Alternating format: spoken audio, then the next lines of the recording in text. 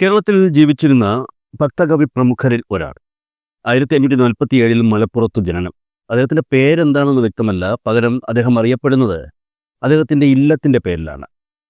മേപ്പത്തൂരിൻ്റെ സമകാലികനായിരുന്നു. മലയാള ഭാഷയെക്കുറിച്ച് കൂടുതൽ പഠിച്ചിട്ടുള്ളവർക്കൊക്കെ ആളെ ഇപ്പോഴേ മനസ്സിലായി കാണും. ഇനി മനസ്സിലാകാത്തവർക്ക് ഒരു ക്ലൂ കൂടി തരാം. അദ്ദേഹത്തിൻ്റെ ഏറ്റവും പ്രശസ്തമായ കൃതി ജ്ഞാനപ്പാനയാണ്. പിടികിട്ടിയല്ലോ അല്ലേ? അതെ, പൂന്താനം നമ്പൂതിരി. പൂന്താനം എന്ന് പറഞ്ഞാൽ അദ്ദേഹത്തിൻ്റെ ഇല്ലമാണ്. ഇല്ലത്തിൻ്റെ പേരിൽ അറിയപ്പെട്ടിരുന്നത് കൊണ്ട് അദ്ദേഹത്തിൻ്റെ യഥാർത്ഥ പേര് ലഭ്യമല്ല എന്നാണ് കേരള ചരിത്രം പറയുന്നത്. ഇതിപ്പോൾ പൂന്താനത്തെക്കുറിച്ച് ഇവിടെ പറയാനുള്ള കാരണം എന്താണെന്നായിരിക്കും പലരും ചിന്തിക്കുന്നത്.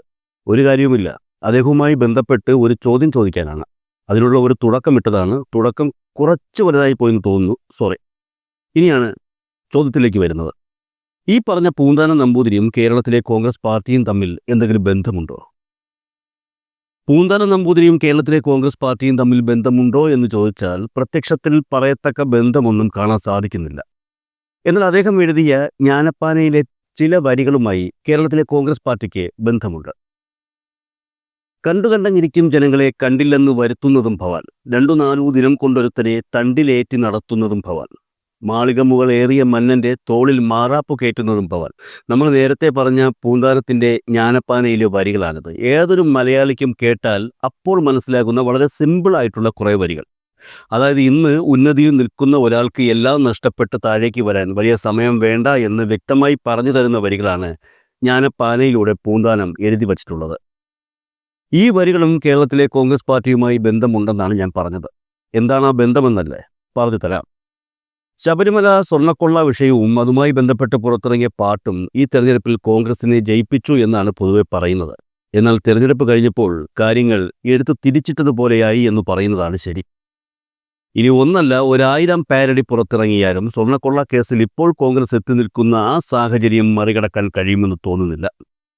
തെരഞ്ഞെടുപ്പ് വിജയം മാളികയുടെ മുകളിൽ കയറ്റിയപ്പോൾ ശേഷമുള്ള സാഹചര്യം ആ മാളികയിൽ നിന്നവരെ വലിച്ച് താഴെയിടുകയും തോളിൽ ഒരു വലിയ മാറാപ്പ് എടുത്ത് വച്ചു കൊടുക്കുകയും ചെയ്തിരിക്കുന്നു. കോൺഗ്രസിനും കോൺഗ്രസ് നേതൃത്വം നൽകുന്ന UDF സർക്കാരിനും നിലച്ചിരിക്കാതെ ലഭിച്ച ലോട്ടറി ആയിരുന്നു തദ്ദേശ സ്വയംഭരണ തെരഞ്ഞെടുപ്പ് റിസൾട്ട്.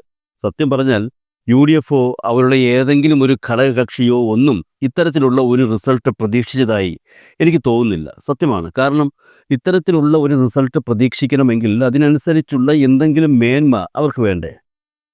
അങ്ങനെ എന്തെങ്കിലും ഒരു മേന്മ ഈ കാലയളവിൽ കോൺഗ്രസ് പാർട്ടിയോ കോൺഗ്രസ് നേതൃത്വം നൽകുന്ന UDFോ സാധാരണക്കാരായ പൊതുജനങ്ങൾക്ക് മുന്നിൽ കാഴ്ചവെച്ചതായി ആർക്കെങ്കിലും തോന്നുന്നുണ്ടോ? പ്രതിപക്ഷ നേതാവ് VD സതീശനെ സംബന്ധിച്ച് അദ്ദേഹം എന്നും രാവിലെ എഴുന്നേറ്റ് പത്രക്കാർക്ക് മുന്നിൽ വന്ന് മുഖ്യമന്ത്രിക്കെതിരെയോ അല്ലെങ്കിൽ CPMനെതിരെയോ അതുമല്ലെങ്കിൽ സംസ്ഥാന സർക്കാരിനെതിരെയോ എന്തെങ്കിലുമൊക്കെ ആരോപണങ്ങൾ ഉന്നയിക്കും. എന്നിട്ട് തിരിച്ചു വീട്ടിൽ പോകും. ഈ ഉന്നയിക്കുന്ന ആരോപണങ്ങൾ തെറ്റാണെന്ന് തെളിയിക്കേണ്ടത് ഈ പറഞ്ഞ മുഖ്യമന്ത്രിയുടെയും CPMൻ്റെയും സംസ്ഥാന സർക്കാരിൻ്റെയും ഒക്കെ ബാധ്യതയായി മാറുകയാണ് പതിവ്. കേരളം ഞെട്ടാൻ പോകുന്ന ബോംബ് പൊട്ടാൻ പോവുകയാണെന്ന് പറഞ്ഞ ആളാണ് സതീശൻ. ബോംബ് പൊട്ടിയോ?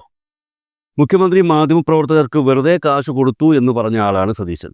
മാധ്യമപ്രവർത്തകർ അത് ചോദ്യം ചെയ്തപ്പോൾ അങ്ങനെ കൊടുത്തിട്ടില്ല എന്ന് മുഖ്യമന്ത്രി തെളിയിക്കട്ടെ എന്നാണ് പുള്ളിക്കാരൻ പറഞ്ഞത്. മുഖ്യമന്ത്രിക്ക് അതിൻ്റെ ആവശ്യം എന്താണ്? നിങ്ങളല്ലേ ആരോപണം ഉന്നയിച്ചത്? നിങ്ങളല്ലേ ആരോപണം സത്യമെന്ന് തെളിയിക്കേണ്ടത്? അങ്ങനെ മാധ്യമപ്രവർത്തകർക്ക് മുഖ്യമന്ത്രി കാശ് കൊടുത്തിട്ടുണ്ടെങ്കിൽ അതിൻ്റെ തെളിവ് പുറത്തു വിടുകയല്ലേ വേണ്ടത്? അല്ലാതെ വായിൽ തോന്നിയ ഒരു ആരോപണം ഉന്നയിച്ചിട്ട് ആർക്കെതിരെയാണോ ആ ആരോപണം ഉന്നയിച്ചത് അയാൾ ആ ആരോപണം തെറ്റാണ് എന്ന് തെളിയിക്കണമെന്ന് പറയുന്നത് എവിടുത്തെ മര്യാദയാണ് സതീശൻ സാറ്? കുറ്റം പറയാൻ കഴിയില്ല കേട്ടോ. പത്രസമ്മേളനത്തിൽ വച്ച് തന്നെ മാധ്യമപ്രവർത്തകർ ഈ പറഞ്ഞതിനെ ചോദ്യം ചെയ്തു. സതീശൻ നാണം കെടുകയും ചെയ്തു.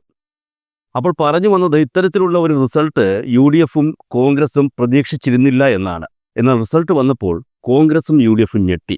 കാരണം വളരെ മികച്ച ഒരു റിസൾട്ടാണ് അവർക്ക് ഇത്തവണത്തെ തദ്ദേശ തെരഞ്ഞെടുപ്പിൽ ലഭിച്ചത്.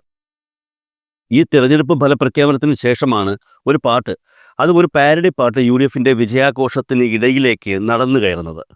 പ്രവാസിയായ കുഞ്ഞബ്ദുള്ള രചിച്ച പോറ്റിയെ കേറ്റിയെ എന്ന പാരഡി ഗാനം ഈ തെരഞ്ഞെടുപ്പിൽ ഒരു പ്രചരണ വിഷയമായിരുന്നു. രസകരമായ സംഗതി എന്താണെന്ന് ചോദിച്ചാൽ 2 പാർട്ടിക്കാരും, അതായത് കോൺഗ്രസും BJPയും ഈ ഗാനം സർക്കാരിനെതിരെ പ്രചരണ ആയുധമായി കൊണ്ടു നടന്നു.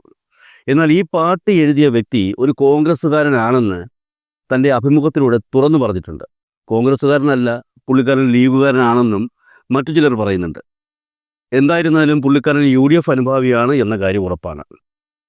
തദ്ദേശ സ്വയംഭരണ തെരഞ്ഞെടുപ്പിൽ UDF വൻ വിജയം നേടിയതിന് പിന്നാലെ ഈ പാട്ടും ഈ പാട്ടെഴുതിയ ആളും സമൂഹ മാധ്യമങ്ങളിൽ ഏറെ പ്രശസ്തനായി മാറി. ഈ പാട്ടെഴുതിയ കോഴിക്കോട് നാദാപുരം സ്വദേശിയായ കുഞ്ഞബ്ദുള്ള 46 വർഷമായി ഖത്തറിലെ പ്രവാസിയാണ്. ഖത്തറിൽ റെസ്റ്റോറൻറ്റും പലവ്യഞ്ജന സാധനങ്ങളുടെ വിൽപ്പനയും നടത്തുകയാണ് അദ്ദേഹം എന്നാണ് പറയുന്നത്. ആള് നേരത്തെ പാട്ടെഴുതാറുണ്ടായിരുന്നു. പക്ഷേ ആ പാട്ടുകളൊന്നും ഇത്രത്തോളം വലിയ പോപ്പുലാരിറ്റി അദ്ദേഹത്തിന് നേടിക്കൊടുത്തിട്ടില്ല. ഒരു തെരഞ്ഞെടുപ്പിൻ്റെ ഫലത്തെ തന്നെ സ്വാധീനിക്കുന്ന രീതിയിൽ പുള്ളി എഴുതിയ പാട്ട് മാറിയതോടെ സ്വാഭാവികമായും പുള്ളി ട്രെൻഡിംഗ് ആയി മാറി. ഒരു പടി കൂടി കടന്ന് മലയാള മനോരമ അദ്ദേഹത്തിൻ്റെ ഒരു അഭിമുഖം പ്രസിദ്ധീകരിക്കുകയും ചെയ്തു. ഈ അഭിമുഖത്തിൽ നമ്മുടെ ഗാനരചയിതാവ് കുഞ്ഞബ്ദുള്ള താൻ എഴുതിയ പാരഡി ഗാനവുമായി ബന്ധപ്പെട്ട കുറച്ച് കാര്യങ്ങൾ പറയുന്നുണ്ട്. അതിൽ പ്രത്യേകം നിങ്ങൾ ശ്രദ്ധിക്കേണ്ട ഒരു കാര്യമുണ്ട്. മനോരമ ചോദിക്കുന്ന ചോദ്യം, താങ്കൾ പാട്ടിലൂടെ മതത്തെ വ്രണപ്പെടുത്തി എന്നാണല്ലോ പരാതി എന്നും ശരിക്കും അങ്ങനെ ഒരു ഉദ്ദേശമുണ്ടായിരുന്നോ എന്നുമാണ്. അതിന് ഈ പുള്ളിക്കാരൻ പറയുന്ന മറുപടി, കോൺഗ്രസ് മാത്രമല്ല BJPയും വ്യാപകമായി ഈ പാട്ട് ഉപയോഗിച്ചിട്ടുണ്ടല്ലോ എന്നാണ്. മതത്തെ വ്രണപ്പെടുത്തി എന്നൊരു സംഭവം അതിലുണ്ടായിരുന്നുവെങ്കിൽ BJP ആ പാട്ട് ഉപയോഗിക്കുമായിരുന്നോ എന്നും പുള്ളി തിരിച്ചു ചോദിക്കുന്നുണ്ട്. സത്യം പറഞ്ഞാൽ അത് കുഞ്ഞബ്ദുള്ളയുടെ അറിവുകേട് കൊണ്ട് പറയുന്നതാണ്. ഞങ്ങൾക്ക് ലാഭം കിട്ടുന്ന പരിപാടിയാണെങ്കിൽ എന്തും അവർ ഉപയോഗിക്കും. ശബരിമല സ്ത്രീ പ്രവേശന വിഷയത്തിൽ സ്ത്രീകൾ ശബരിമലയിൽ കയറിയാൽ നല്ലത് എന്ന് പറഞ്ഞ് ഫേസ്ബുക്കിൽ പോസ്റ്റിട്ട വ്യക്തിയാണ് K. സുരേന്ദ്രൻ. ഒടുവിൽ സ്ത്രീ പ്രവേശന വിധി വന്നപ്പോൾ അതിനെതിരെ സമരം ചെയ്യാൻ മുന്നിൽ നിന്നതും ഇതേ സുരേന്ദ്രൻ തന്നെയാണ്. ലാഭം എവിടെയുണ്ടോ അവിടെ നിലപാട് മാറ്റാൻ യാതൊരു മടിയുമില്ലാത്തവരാണ് BJPക്കാർ എന്ന് ഇതിലൂടെ വ്യക്തമായതാണ്. അതുകൊണ്ട് ഹിന്ദുമതത്തെയും BJPയെയും തമ്മിൽ ഒരു കാരണവശാലും താരതമ്യപ്പെടുത്തരുത്. അതിനുശേഷം കുഞ്ഞബ്ദുള്ള മറ്റൊരു കാര്യം കൂടി പറയുന്നുണ്ട്.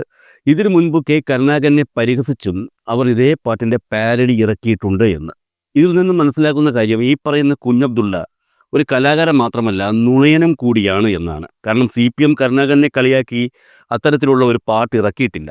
ഇനി മന്ത്രിയെ പയ്യപ്പോ പയ്യപ്പോ കാറിൽ എന്ന പാട്ടാണ് പുള്ളി ഉദ്ദേശിക്കുന്നത് എങ്കിൽ അത് CPM ഇറക്കിയതല്ല, കോൺഗ്രസിൻ്റെ സന്തത സഹചാരിയായ നാദിർ ഷാ ഇറക്കിയ പാട്ടാണ്. മനോരമയുടെ അഭിമുഖത്തിൽ അവസാനമായി മറ്റൊരു ചോദ്യം കൂടി ചോദിക്കുന്നുണ്ട്. നിയമസഭാ തിരഞ്ഞെടുപ്പ് വരികയാണല്ലോ, പോറ്റിയെ കേറ്റി എന്ന പാട്ടിനൊരു തുടർച്ച ഉണ്ടാകുമോ എന്നാണ് ആ ചോദ്യം.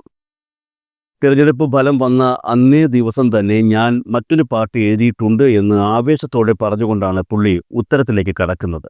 സ്വർണ്ണക്കൊള്ളയിൽ അറസ്റ്റിലായ ദേവസ്വം മുൻ കമ്മീഷണർ N. വാസു പിണറായിക്ക് ജയിലിൽ നിന്ന് എഴുതിയ കത്താണ് ഉള്ളടക്കം. ഞങ്ങളെല്ലാം ജയിലിലാണ്, നിങ്ങൾ തോറ്റെന്നറിഞ്ഞു. പുള്ളി എഴുതിയ അടുത്ത പാരഡി പാട്ടിലെ വരികളാണ്. ഇപ്പോൾ അടുത്ത തവണ LDF തോൽക്കുമെന്ന് കുഞ്ഞബ്ദുള്ള ഉറപ്പിച്ചു. പിണറായി മത്സരിക്കുമെന്നും ആ മത്സരത്തിൽ പിണറായി തോൽക്കുമെന്നും ഈ പുള്ളിക്കാരൻ വീണ്ടും ഉറപ്പിച്ചു.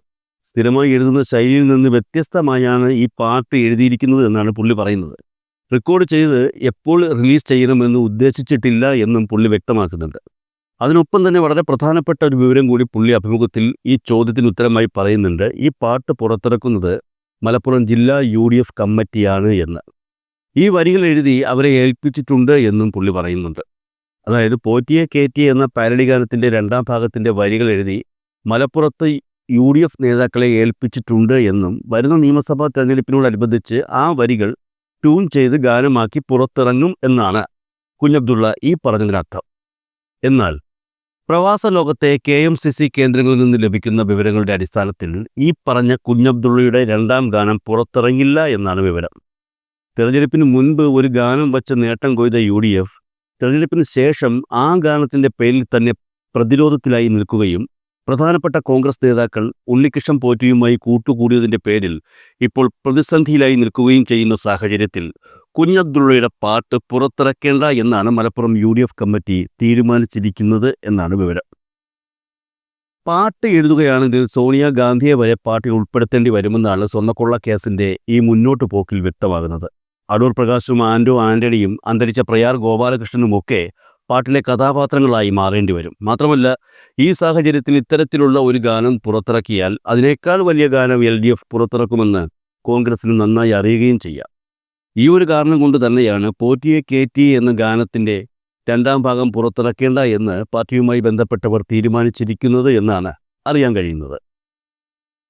താൻ 600 പാട്ടുകൾ എഴുതിയിട്ടുണ്ട്. അതിൽ 200ഓളം പാട്ടുകൾ മാപ്പിള പാട്ടുകളാണ്. മനുഷ്യപക്ഷത്തു നിന്നുള്ള ഗാനങ്ങൾ എഴുതാനാണ് താല്പര്യം. സമൂഹത്തെ ബാധിക്കുന്ന വിഷയങ്ങളിലാണ് എഴുതിയ പാട്ടുകളെല്ലാം. മാനവികത നേരിടുന്ന ഭീഷണികളായിരിക്കും പ്രധാന വിഷയം. എൻ്റെ മതം മാനവികതയാണ്. തുർക്കിയിൽ ബോംബ് പൊട്ടിയാലും ബാബറി മസ്ജിദ് തകർന്നാലും ഞാൻ പാട്ടെടുത്തു.